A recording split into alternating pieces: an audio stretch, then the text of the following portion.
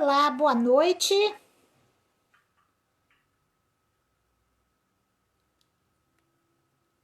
Sejam todos muito bem-vindos a Check-in Besser.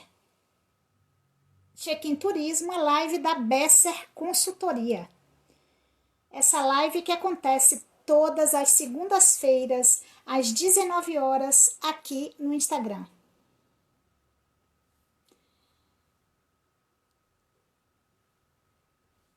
E eu estou aqui aguardando o nosso convidado de hoje, né?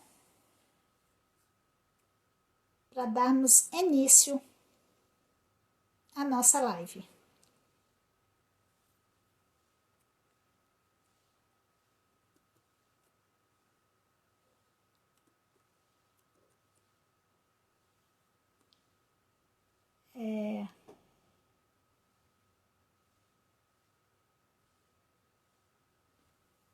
Isso aí.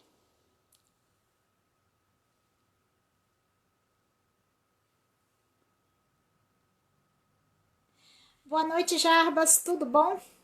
Enquanto o Jarbas entra, gente, nós estamos dando então início ao Check-in Besser, a live da Besser Consultoria, que acontece todas as segundas-feiras, aqui às 19 horas, no Instagram.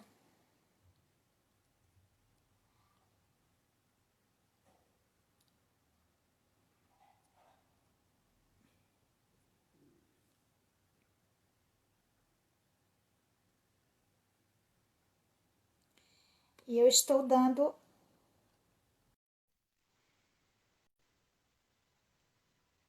E para atender as demandas, né? Que tem sido. Boa noite, Jarbas, tudo bom? Boa noite, Ana Paula. Aí. E eu estou explicando aqui para a nossa audiência que para atender as demandas, né? Em relação a essa quantidade de lives e movimentos que a gente tem feito e temas tão relevantes, nós estamos abordando, né, algumas séries que vão acontecer durante o mês. Essa nossa série Insights de Turismo vai acontecer sempre na última sexta-feira do mês. A última segunda-feira do mês, né? Todas as segundas-feiras, certo? Na primeira segunda-feira, nós sempre vamos bater um papo com o empresário. Mês passado nós falamos sobre hotelaria, né? E esse mês que entra, nós vamos falar sobre turismo náutico, com alguns empresários, inclusive com 2 empresários, um de Angra dos Reis, outro do Rio de Janeiro. Em seguida, nós vamos falar a segunda live do mês. Ela vai sempre ser uma live livre. Nesse caso, em setembro, nós vamos falar sobre gestão de destinos turísticos. Na terceira live, nós vamos sempre falar sobre cases de destinos turísticos, sendo que em setembro nós vamos dar início com o case de Porto Seguro, na Bahia. E sempre na última segunda, como falamos agora, a nossa sobre insights de turismo. E dessa forma a gente vai tendo, sempre renovando o cronograma, mas trazendo pessoas novas, mas de forma a termos um grupo, assuntos diversos, né, relevantes para o turismo, mas sempre na linha de gestão, planejamento, organização e estruturação para fortalecimento dos destinos, dos pequenos destinos turísticos, tá? Diante disso, quero ver se nossa audiência está conseguindo ouvir. Se estiver ouvindo bem, por favor, cliquem aí no coraçãozinho para que a gente possa ver se a audiência tá bem, né? E lembrando, né, que nosso objetivo é sempre refletir sobre os acontecimentos, nesse caso dessa nossa live de hoje, os acontecimentos do mês de agosto, né? Que é um mês de retomada para alguns destinos turísticos, para alguns equipamentos e de recuo para outros, né? E uma coisa todos nós temos absolutamente certeza, é que estamos vivenciando tempos de incerteza, e isso é um fato concreto, não é isso aí? E Jarbas, meu convidado especial hoje, esse esquema de bate-bola, eu vou estar perguntando umas coisas para ele vai estar trazendo para mim também. Eu queria que você fizesse aí um pouco uma fala, né, dos temas e do que você encontra como relevante para o que aconteceu de relevante nesse mês de agosto para a questão da hotelaria, né, no Brasil. Ana, olha só, quando a gente começa a falar do novo normal, e aí tem uma coisa muito interessante, que as empresas muito grandes de hotelaria, elas se organizam para esse novo normal. Elas começam a trabalhar isso e elas veem uma coisa muito relevante, que é os protocolos sanitários. Aí quando a gente vai para as micro e pequenas empresas, e principalmente de hotelaria, as pousadas, os pequenos hotéis, essas preocupações já viram secundária. Por que secundária? Eles acabam tendo um selo, mas incorporar isso na mudança de comportamento está ficando o novo difícil. Não é o novo fácil, está ficando o novo difícil. Por que o novo difícil? Porque, na verdade, eles ainda não compraram a ideia desse novo normal.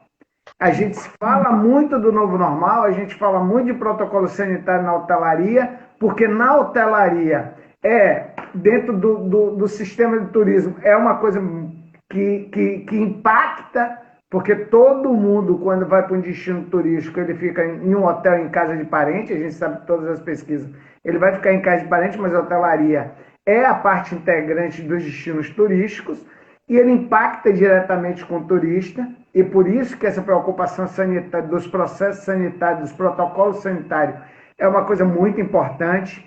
E aí a gente começa a confrontar isso a ação e a discussão.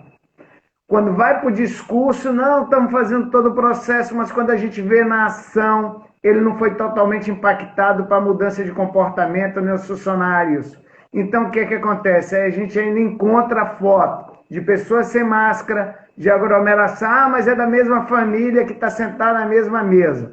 Mas essas imagens impactam quem compra o produto.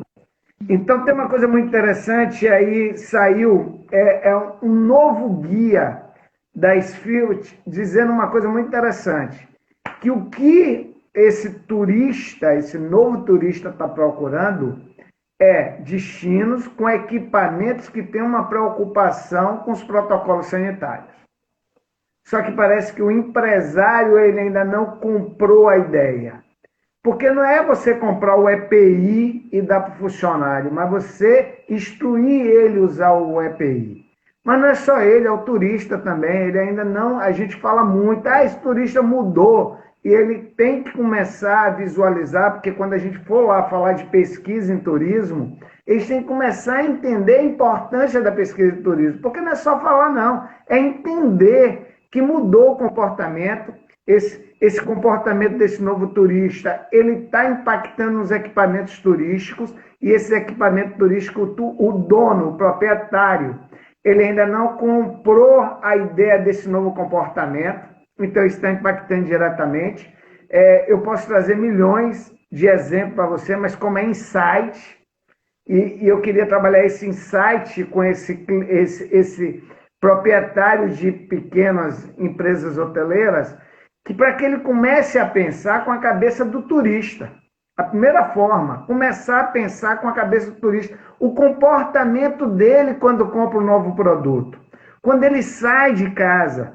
E aí que tá, não é sair de casa e esquecer a máscara e voltar para buscar, não. É pensar desse novo turista que esqueceu a máscara em casa e se ele tem para repor isso. Pode ser com a logomarca da empresa, mas ele tem que começar a repensar o próprio equipamento dele. Mas não é só pensar no álcool gel que fica em cima da recepção, ou então do próprio do funcionário que está com a máscara debaixo do nariz porque ninguém ensinou e ninguém moldou o equipamento para ele, que é o pior.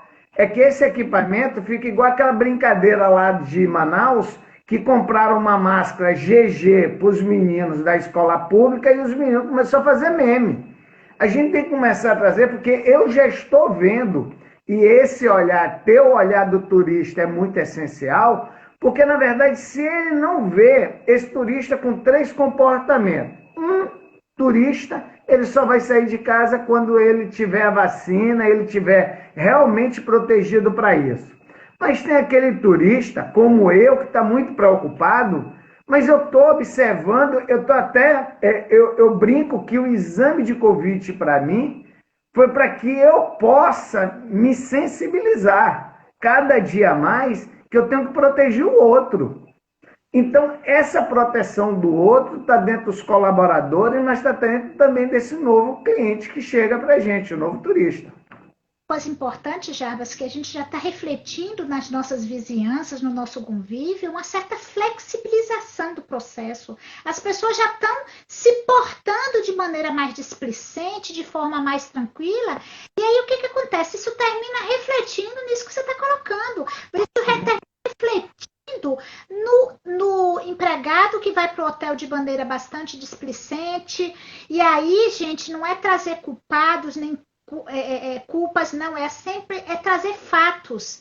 Isso é algo que tem a ver, quando a gente brinca no sentido sério da questão, que é, as pessoas muitas vezes falam de conscientizar, e a gente sempre explica que o máximo que a gente pode fazer é sensibilizar o outro, porque cabe a ele a consciência do que é bom, do que é saudável, do que é importante.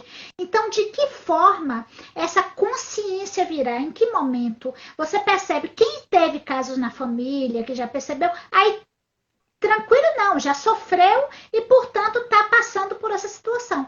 Mas quem não está, parece que é algo distante, pode vir essa displicência. Quantas vezes a gente sai e lembra que esqueceu de colocar máscara, né? Então, é relevante, e com um ponto que eu quero destacar da tua fala, que é a coisa do olhar para o equipamento sob a perspectiva do turista. Foi colocado aqui pela Mari, inclusive, nos comentários. Nós já falamos muito com os nossos empresários, quando a gente está no processo de consultoria, a gente diz muito a eles, através do seu equipamento, vá olhar efetivamente como é o seu equipamento pelo lado de fora. Né? Olhe pelo olhar do visitante, olhe pela perspectiva do cliente, portanto, pelo olhar do turista.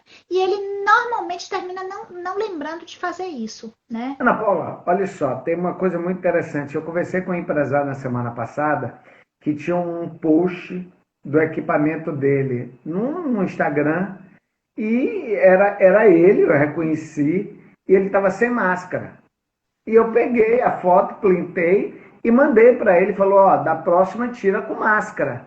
Ai, tem que ter isso, né? Pô, tem que ter isso? Não. É obrigado a ter isso. Então, esse que as pessoas estão aí dizendo, isso já cansou, todo mundo falando disso, a gente já sabe disso. Saber é uma coisa, usar é outra. Mas isso também impacta, Ana Paula, e aí é uma coisa, dando o equipamento, impacta diretamente no sistema de turismo, porque as pessoas não veem isso como sistema de turismo. E não vê a contribuição que ele tem de se inserir num sistema, o equipamento dele, nesse novo normal. O que você acha disso, Ana Paula? Bom, o que basicamente acontece, a gente abordou um pouco sobre isso, essa questão da própria política pública do turismo. O empresário não se vê, né, dentro de toda essa estrutura de fazer parte de um sistema turístico. Né? E aí eu não quero nem abordar na parte conceitual do que o professor Beni fala do Sistur. Não, eu estou querendo falar do nosso sistema brasileiro de turismo, que é composto por um Conselho Nacional de Turismo, conselho esse formado por diversas entidades públicas e privadas, são praticamente mais de 70 conselheiros e mais os seus suplentes, tanto federais, né, das instituições federais do próprio governo, como de instituições de representantes da entidade de sociedade civil organizada, a BAB, a BO, a Brastoa, a própria BBTU, uma série de instituições de turismo que se juntam dentro de um Conselho Nacional que vão justamente tratar das diretrizes para a formulação das políticas públicas de turismo, vai falar da política nacional de turismo, vai prestar assessoria ao próprio Ministério do Turismo no sentido de avaliação dessa política, né? E vai fiscalizar, posicionar-se enquanto ao MEI pareceres de recomendação para essas condições do turismo, falar de pesquisa, atuar na construção de toda uma política de turismo que é efetivamente elaborada por um ministério, que hoje nós temos um patamar, não de hoje, certo? Já tem algum, mas ainda podemos chamar de recente, a categoria de Ministério de Turismo. Esse Ministério do Turismo, portanto, estabelece esse plano, né, de turismo nacional, que obviamente em nível de Estado, nessa estrutura de Conselho Nacional de Turismo e Ministério, para os estados vão ter o Conselho Estadual de Turismo e sua respectiva Secretaria de Estado de Turismo. E essas duas instâncias têm que se comunicar com o que o federal determina em termos de política, em termos de desenvolvimento, não pode ser desconexo, que por sua vez se conecta com as instâncias de governança regionais e com as instâncias municipais, que é o Conselho Municipal de Turismo e suas secretarias municipais. Então, essa estrutura parece coisas, e no país a gente vê de forma bastante sem se comunicar, sem ser visto como uma forma integrada, que tem que ser, e eles muitas vezes não se reconhecem nesse papel, que fazem parte de todo um sistema de turismo para que tem essa implicação no desenvolvimento da atividade turística. E dessa forma, no tamanho menor que eu cheguei ao Conselho Municipal de Turismo, muitas vezes eles não se fazem partícipes desse processo, eles não conseguem, e aí vai o empresário muitas vezes deixa a cargo do gestor público essa condição de desenvolver, de propor, de fazer, quando na verdade ele, enquanto membro de um Conselho Municipal de Turismo, deveria efetivamente estar representado, poder verificar se seus pares estão sendo representados, seja na hotelaria, seja na agência de viagem, seja no receptivo, se eles efetivamente estão fazendo parte de todo esse processo em prol comum, que é o que todo mundo quer, é o desenvolvimento do turismo, e isso é mensurado de que maneira? Que é o grande desafio no fluxo de turistas no destino. É a partir do volume de turistas no destino que muitas vezes, inclusive, esse turismo, o destino se reconhece como turístico. Nós temos, e a gente sabe muito bem disso, a partir dos estudos de potencialidades turísticas que a gente já desenvolveu nos municípios, a gente sabe o quanto muitas vezes a própria comunidade não se reconhece como importante no processo e não reconhece o seu próprio município como um município turístico. Tem uma coisa muito interessante que você trouxe agora, Ana Paula. Você sabe que o retorno, né, de Noronha, que está na mídia o tempo inteiro. Pô, aí o governo de Pernambuco determina que as pessoas que vão fazer turismo agora em Noronha já tenham contraído a Covid. Então, na verdade, e aí a população local da ilha e os empresários falam, mas como? Eles não entendem que tem um sistema de turismo que ele tem que participar das ações. Isso. A discussão, se pode ou não, tem que partir dele. Quando a gente começa a falar do insight, e esses insights que aconteceram nesse meio foi maravilhoso para a discussão do próprio sistema de turismo. Para ver essa harmonia. Eu tive, e aí uma coisa muito interessante, porque você sabe, quando a gente trabalha, você como eu e como todos alguns que estão aqui, trabalham com atividade turística, onde a gente chega, sempre tem uma pergunta assim, principalmente nessa época, tem muita pergunta polêmica, tem muita pergunta que fala assim, e começa assim, o que é que você acha disso? E eu começo brincando, eu não acho nada porque eu não perdi nada. Mas a minha opinião é que a gente comece a ter a consciência desse sistema, que a gente faz parte, que a população local faz parte. Então, quando algum E aí eu não estou dizendo que está certo ou está errado. Eu estou dizendo que a discussão ela tem que ser mais forte para que possa ter a ação.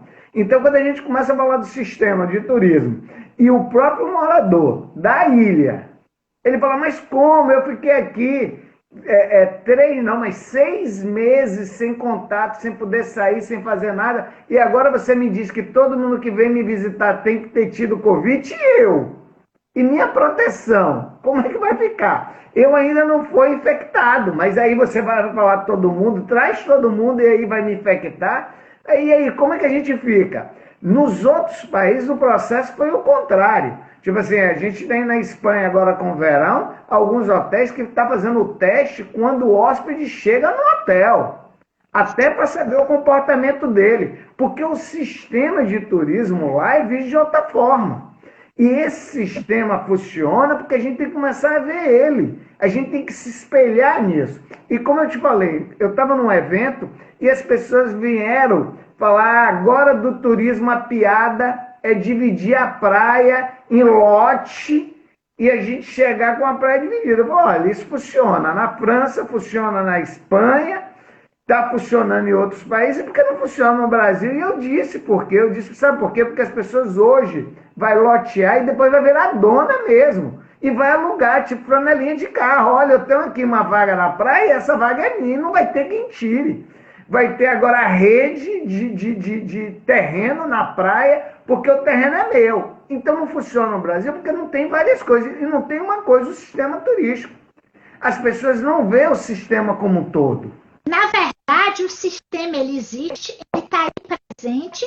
O grande desafio é as pessoas se conectarem e se perceberem diante de todo esse sistema. Se reconhecer como partícipe disso e, acima de tudo, reconhecer seus destinos, reconhecer seus espaços como espaços de possível de desenvolvimento da atividade e aí vem todos os benefícios que a atividade turística nos traz, benefícios esses que têm uma correlação direta com a questão do aumento do fluxo, da melhoria econômica, da melhoria das condições de vida dessa região, desse morador, certo? Mas, Ana Paula, quando eu chego para você e falo que não conhece como sistema, porque eles desconhecem o sistema realmente. O sistema, como a gente está inserido, eles desconhecem. Então, se eu desconheço, mesmo que exista, pode existir 1 milhão de leis, se eu desconheço ele, eu continuo fazendo errado.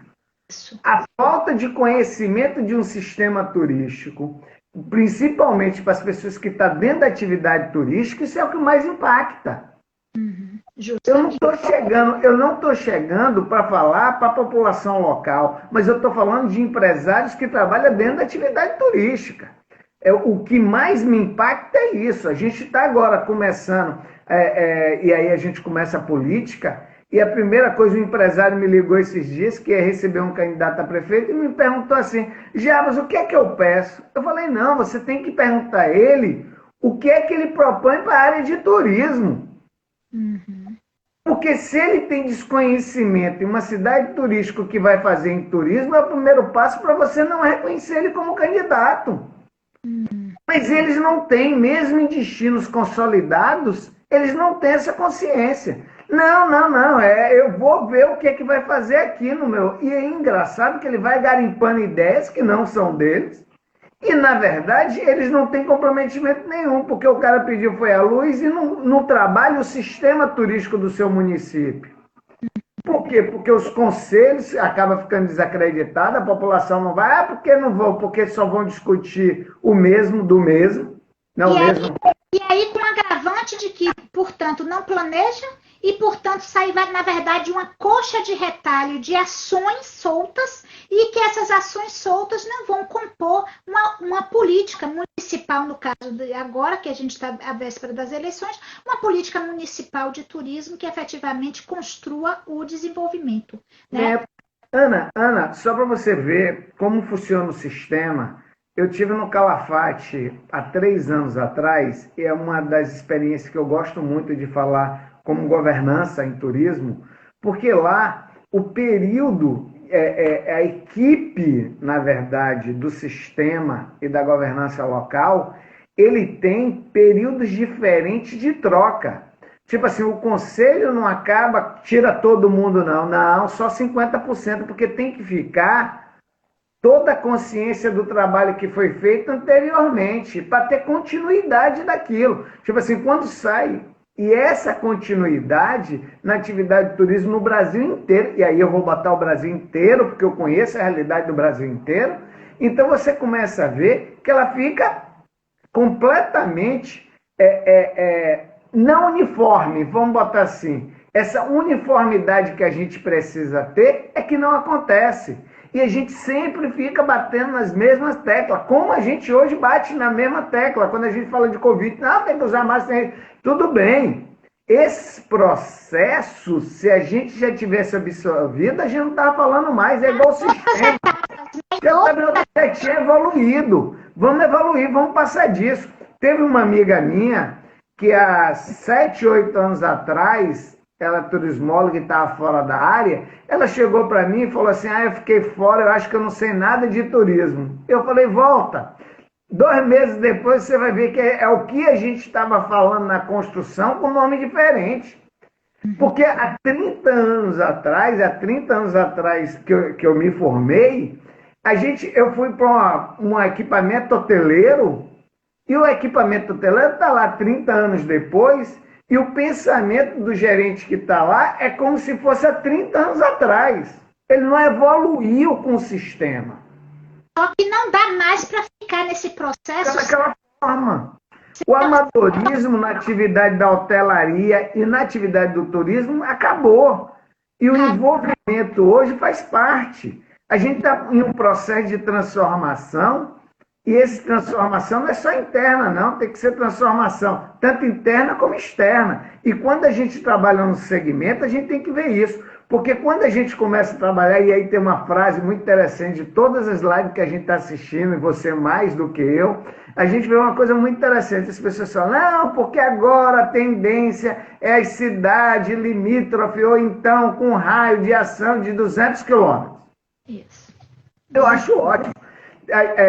A própria Besser, você sabe que a gente tem uma pesquisa, tem 3 pesquisas de intenção de viagem da capital do Rio de Janeiro, com 6 milhões de habitantes, para o interior, e a gente vê que nos finais de semana prolongado, ou no final de semana, eles sempre viajam pelo entorno.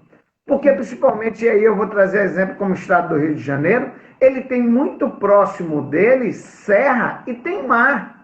Ele tem ambiente completamente diferente. Num estado pequeno, com 91 municípios, ele tem paisagens completamente diferentes num estado pequeno. Como a gente vê, tipo assim, eu não estou falando de um estado igual a Bahia, que eu preciso, para encontrar um lugar frio no sul da Bahia, eu tenho que ir até Vitória da Conquista, como tem gente aqui em Vitória da Conquista.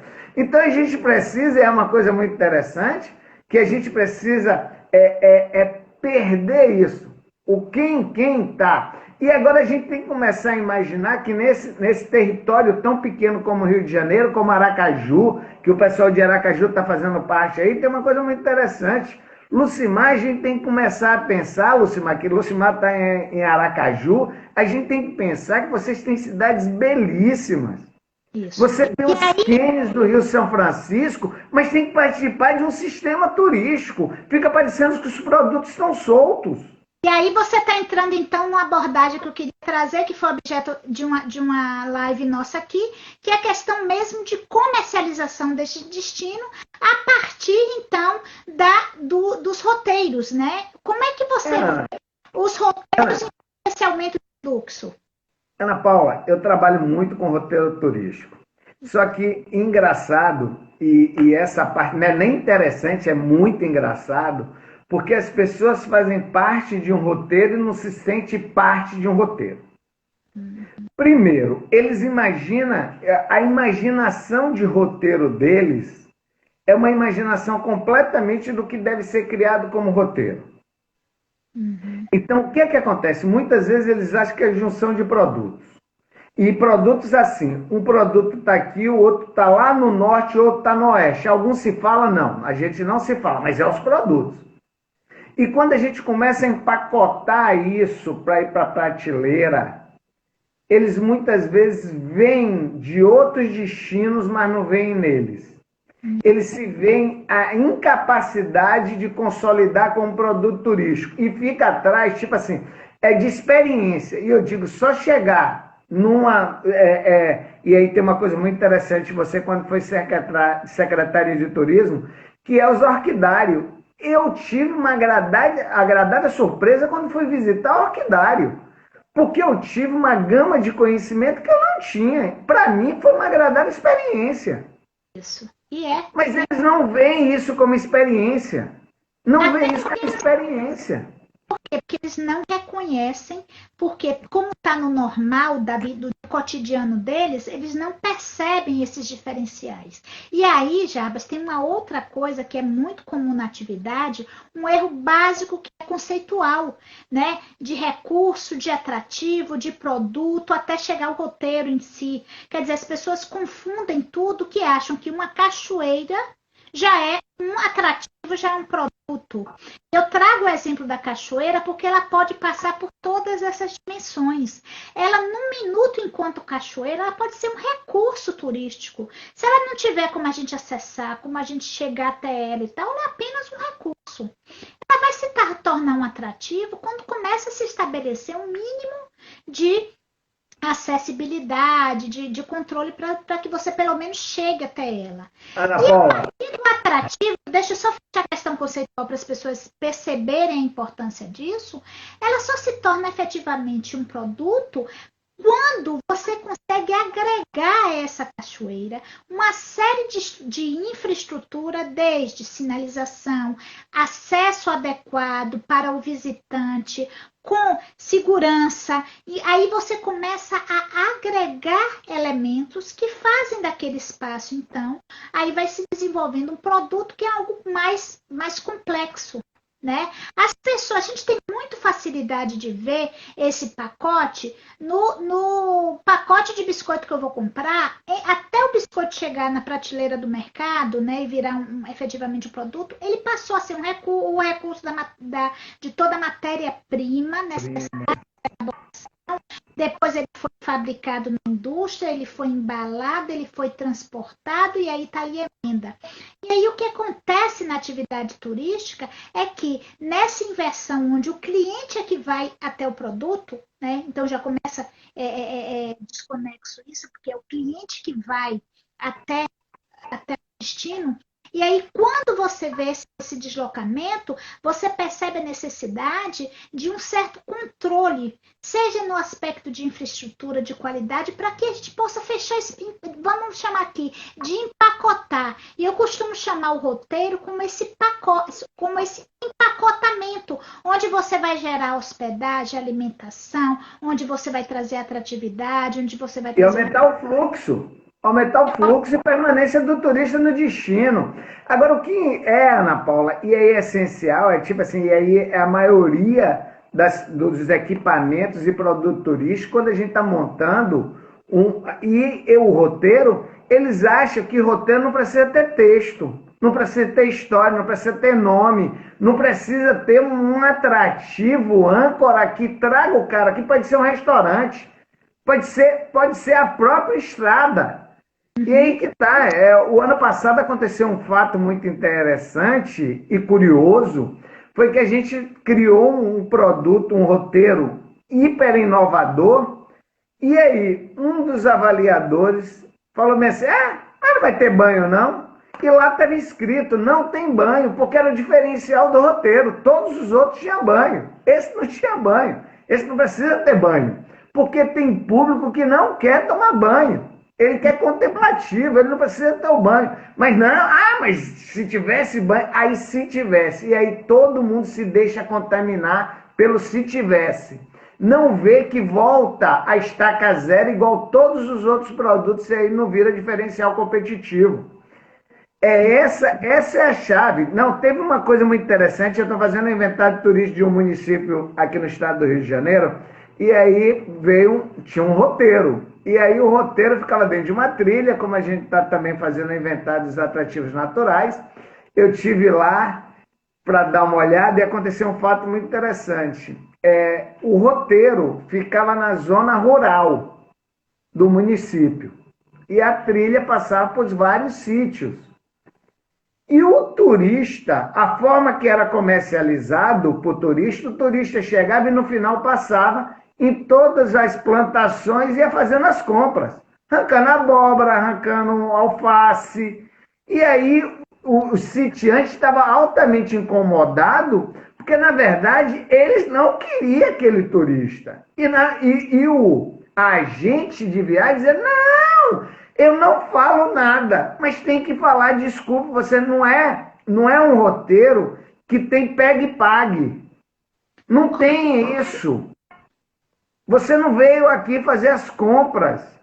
Só que ele não falava nada e o sitiante, que não estava ganhando nada por isso, estava só deixando a passagem pela propriedade rural dele, estava sendo impactado negativamente. Como é que eu quero esse turista? Como é que eu acho que o sistema turístico é interessante? Como é que eu posso estar falando desse novo normal se o cara está me impactando e eu não quero ele na minha propriedade rural? Essa consciência é que a gente tem que trazer o cara para o sistema. Ele não pode fazer isso. Eu não posso inventariar uma coisa que é impactante negativamente para a atividade turística. E esse sistema tem que ter essa observação. Porque muitas vezes essa observação é feita erroneamente. Tipo assim, eu tenho, como você disse, tem uma cachoeira, mas se ela não é um produto, porque ela não tem acessibilidade, mas está vendendo. Agora mesmo, eu estava vendo ambientes naturais no canal de televisão, e aí a menina me levou para uma cachoeira. Quando eu olhei, eu falei, fica numa propriedade particular, linda, maravilhosa, mas era dentro de uma propriedade particular, difícil acessibilidade, e não tinha, se acontecesse esse acidente ali, acabava o programa. E ela estava vendendo aquilo na televisão como, olha que uma das belezas do município. Mas ela não falava que não tinha, a acessibilidade era difícil, ela não falou que era dentro de uma área particular, que tem que ter licença. E tem uma coisa, é um ambiente que eu conheço altamente frágil, que ele vai ser impactado se não tiver um estudo de carga. É lindo e maravilhoso, olha lá como ela está. Como a gente vê, a gente chega no Mucugê e é impactado diretamente. 2 milhões de pessoas, tudo ali, e aí? Será que esse é o turismo que a gente quer para esse novo normal? No ambiente natural, que ele é altamente sensível? Então a gente tem que começar a pensar nesses roteiros, mas a gente tem que pensar nesses roteiros que ele não impacte. Que o impacto de um roteiro mal feito, ele é muito mais prejudicial do que salutar. E o turista reconhece isso. A gente tem que começar a ter consciência na construção de roteiro que não é brincadeira. Não é trazer... E adora normatizar sem saber o que representa o nome. Então vem rota. Bota uma rota. Bota um roteiro. Caramba, isso é identificação internacional para o cliente trabalhar a cabeça dele. Não vá trabalhando com nomenclatura que você desconhece, que você não tem conhecimento, mas a gente continua fazendo o mesmo erro, a mesma coisa. E aí, por quê? Porque a atividade do turismo, como muitas vezes, e aí eu vou roubar uma fala sua, muitas vezes a gente não vai para outra área porque a gente tem desconhecimento, mas todo mundo tem conhecimento da área turística. Uhum. Todo mundo, né? A gente sofre muito com essa questão de todo mundo viajou, entende de turismo e, portanto, vai e opina pela atividade e a coisa não funciona bem assim. Até porque as pessoas não têm a devida paciência de maturar o produto, como a gente vem falando. O que acontece? Você, no supermercado, voltando por exemplo do biscoito, compraria um biscoito que tivesse aberto o pacote? Não compraria. Ele provavelmente estava, o invólucro, né, ele deveria estar mole e você não teria nenhuma segurança quanto a isso. Então, o que acontece? No turismo não é diferente, gente. A gente tem que amarrar o produto, portanto, com todos os seus detalhes. O único diferencial é que a gente muitas vezes não tem esse controle do todo. Exceto alguns resorts que tentam fechar ao máximo, que colocam inclusive um aeroporto dentro, para o turista nem passar pelo destino, exceto por essas coisas que tentam fechar, de um modo geral, o turista vai terminar olhando terminar vendo e sendo interferido por outros meios, por outros ambientes, né? Isso é turismo. E as pessoas precisam enxergar essas diferenças, essas peculiaridades da atividade, para aí sim conseguirem entender e, portanto, produzir uma atividade. Pronto. Tem uma coisa aí que você finalizou, Ana Paula, que eu queria te fazer uma pergunta, que é o comportamento de pesquisa no Brasil. É agora que a gente entra em pesquisa, porque, na verdade, para até construir um roteiro, você precisa de uma pesquisa. Pesquisa você lembra quando a gente criou o roteiro da cachaça? Isso. Que a gente fez uma pesquisa se as pessoas comprariam esse roteiro e quanto tempo teria disponibilidade a fazer. Quando eu digo que a gente tem que fazer pesquisa dentro de roteiro, as pessoas acham absurdo. Isso não precisa não, não precisa. Não precisa. Gente, é uma pesquisa básica. Você faria esse roteiro, não é pesquisa de um questionário de 200 perguntas, não. Mas é você estratificar o público-alvo. Caramba, as pessoas não fazem isso, porque o produto de biscoito, a gente sabe quem vai comer biscoito. Só que o produto turístico e o roteiro é um produto do destino turístico, ninguém faz pesquisa, ninguém quer saber. Não faz e nem pergunta. E ainda diz assim, e tem muitas pesquisas que você sabe, que acaba não tendo nem pé nem cabeça. Porque a pessoa que construiu o instrumento de pesquisa não entende roteiro. E aí faz, você iria conhecer, o cara conhece. Como eu conheço qualquer coisa, pode me levar na fonte de saudade que eu conheço. Sim, aí, já ouviu falar? Já, porque tinha um folder que estava escrito, ponto. Já ouviu falar, é porque ele vem. Não, ouviu falar, eu já ouvi falar tanta coisa e nunca fui. Justamente. E aí tá, as pessoas não têm isso. Tem um produto, e aí tem uma pessoa aqui que é muito engraçado isso, Ana Paula. Por que é engraçado? Porque muitas vezes a gente desconhece aquele atrativo que pode estar chamando turista. E ele está lá escondido. Em Aracaju mesmo, o mercado popular de Aracaju é lindo. Mas não é um ponto turístico porque as pessoas não reconhecem como isso. Então, por que não? Porque turista não vem aqui não. Por que não vem aqui? Se é um diferencial competitivo. Se o mundo inteiro as pessoas vão visitar os mercados populares e aqui a gente não vê isso. Quem é que vai em Barcelona e não vai no mercado popular de Barcelona? Tem história, tem tudo. Quem é que vai a Paris e não vai no mercado popular? Quem é que vai em Londres e não vai no mercado popular? Ontem apareceu uma reportagem, aí eu quero trazer roteiro e pesquisa, que o Condato, é uma pesquisa em Londres, o príncipe Charles, ele tem um ducado e o ducado está se abrindo para turismo. Olha que coisa interessante. Mas foi pesquisar, teve uma pesquisa primeiro para saber o que o turista quer visitar naquela região. E o turismo rural saiu e eles estão criando equipamento no turismo rural. Por quê? Porque lá, diferente daqui, a fazenda paga vamos botar assim, em termos de consignação. Então o Estado, ele constrói alguns quartos naquele equipamento, diferente de outro, e o cara fica 18 anos. E ele passa em um plano de negócio uma seleção, já sabendo no plano de negócio dele que o turismo é um complemento na atividade rural. Olha que interessante. Sabe o que eles estão fazendo com as casas históricas no espaço rural? Eles estão redecorando, pegando a população local e fazendo pequenos hotéis. E as pessoas aqui não tem estrada de chão ainda, as que são asfaltadas são muito pequenas, mas está lá, eles viram o comportamento na pesquisa para criar produtos que criassem identificação com quem compra. Sabe qual foi o primeiro comprador que eles viram para o produto turístico deles? O próprio londrino. Isso. Que é outra coisa que a gente não valoriza. A gente não valoriza esse turista local como potencial consumidor.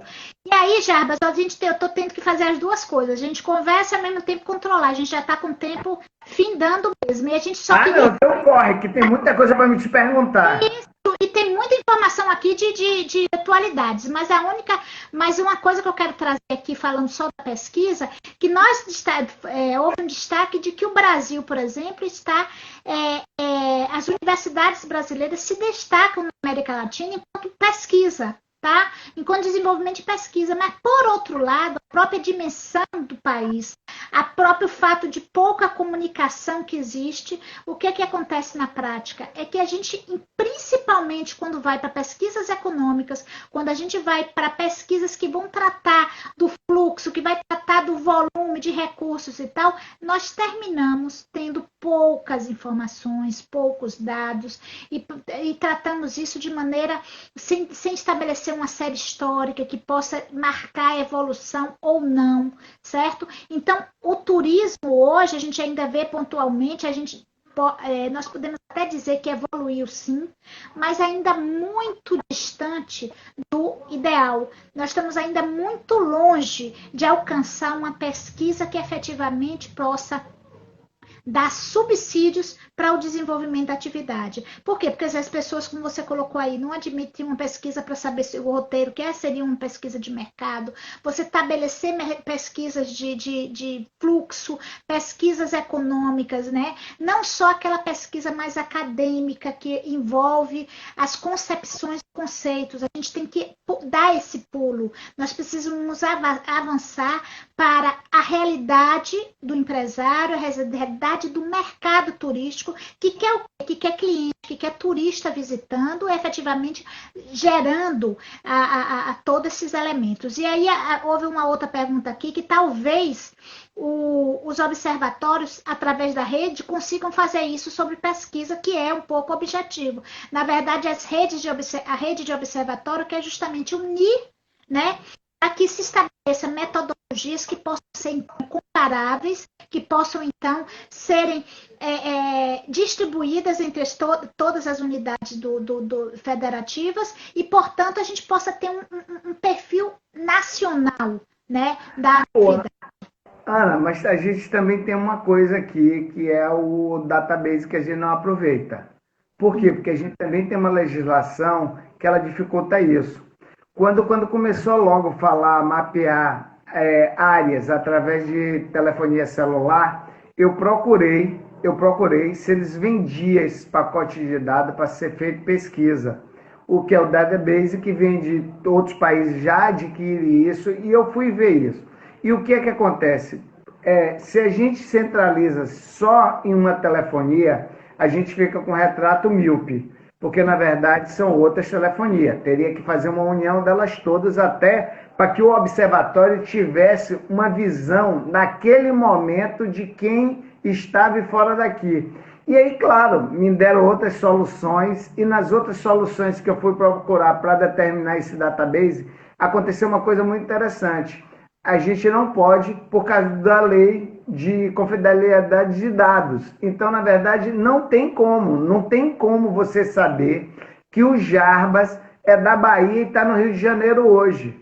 E você direcionar produtos. O mundo inteiro está fazendo isso. Só que a gente não consegue fazer isso. Então, muitas vezes, e hoje em dia... consiga perfil, mas a gente consegue, pelo menos quantitativamente, estabelecer, por exemplo, a fluxo. A gente precisa realmente buscar algumas alternativas de tal forma que a gente consiga, de fato, ter um volume de pessoa, a gente possa ter efetivamente dados, né, que nos subsidiem. Né, que avanço eu vou ter, né, até porque, por exemplo, você acabou de citar a questão da telefonia pública, da telefonia celular, móvel, que você tem muitas vezes alguns eventos que acontecem que é um caos total, em que você não consegue se comunicar, porque a própria telefonia não consegue, né, absorver essas informações. O próprio planejamento municipal, no plano diretor municipal de uma cidade turística, você tem que ver o fluxo sempre trabalhando com fluxo de alta e não de baixa. Tem que ser pensado na população flutuante o tempo inteiro. E ninguém pensa. Pensa a população, porque a pesquisa não existe para saber dessa população flutuante. Ele não sabe qual meio de transporte que chega, pela onde chega, para onde vem. Não sabe, só diz bem assim, Hoje a gente tem 30 mil, quando chega no carnaval a gente tem 200 mil pessoas. Pô, de 30 mil para 200 mil são 170 mil. E aí não vai dar água, não vai dar alimentação, porque é falta de pesquisa e pesquisa de turismo. Porque eu precisava saber da onde vem esse fluxo, é uma pesquisa de demanda básica de ser feita, mas não é feita. E aí que está, no próprio planejamento municipal, ele já nasce errado. Ele já nasce sem ter realmente uma visão.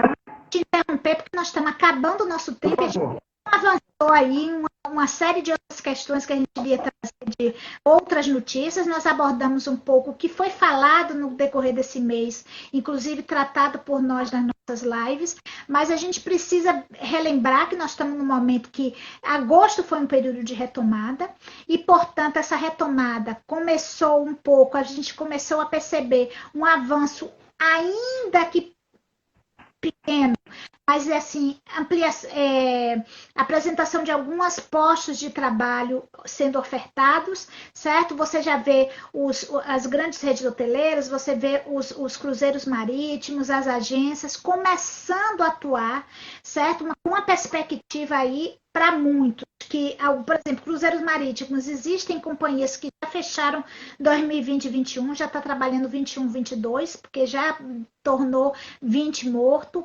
Outros já se fala, por exemplo, na China, que em setembro ela já toma o fluxo de turistas pré-pandemia, certo? Então, existem esses dados que são desconexos no sentido realidade para realidade. No nosso país, isso já se mostra um pouco mais difícil. Houve agora em agosto, por exemplo, um aumento no fluxo aéreo, certo? Nós estamos com algo em torno de 700 e 570 aqui número de voos, né? Que não responde nem a 30% da realidade de voos nacionais que a gente tinha. Ou seja, apesar do número de voos parecer significativo, ainda está centrado em São Paulo, Rio de Janeiro, um pouco e Brasília, certo?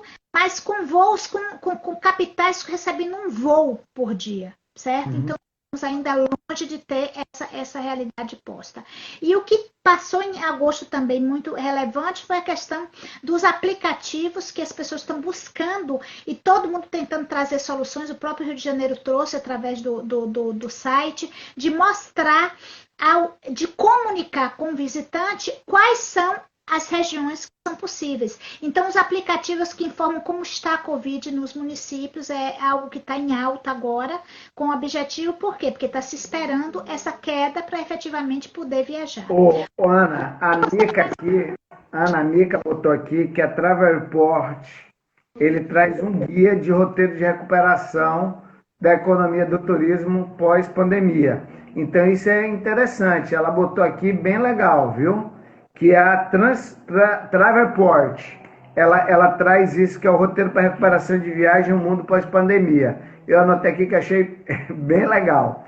É uma dica aí para empresários que estão vindo, porque ele traz o roteiro em todas as áreas de ação, como essa recuperação pode acontecer. Isso mesmo. E aí, o que você tem mais alguma novidade aí que a gente trouxe? Ana Paula, a novidade é que a recuperação da atividade turística, a gente pensou que ela ia ser muito lenta. Eu não estou vendo isso não, estou vendo que ela está bem animadora. Principalmente hoje mesmo teve uma ação do Sebrae São Paulo para a recuperação do turismo, que os lotes, e aí foi uma licitação, que saiu muito interessante, com muita coisa a acontecer, com planejamento, e aí a gente precisa ver isso. O que é que tem, o que é que está saindo e o que é que a gente tem que aprender e se engajar para que a gente possa fazer, não é só um novo normal, mas um normal melhor, mais profissional. Porque, e aí eu vou usar uma frase ridícula para finalizar, é que o único lugar que sucesso vem antes de trabalho é no dicionário. Vamos trabalhar. Esse trabalho é que traz o sucesso. E o sucesso do destino turístico, ele tem que ter muito trabalho.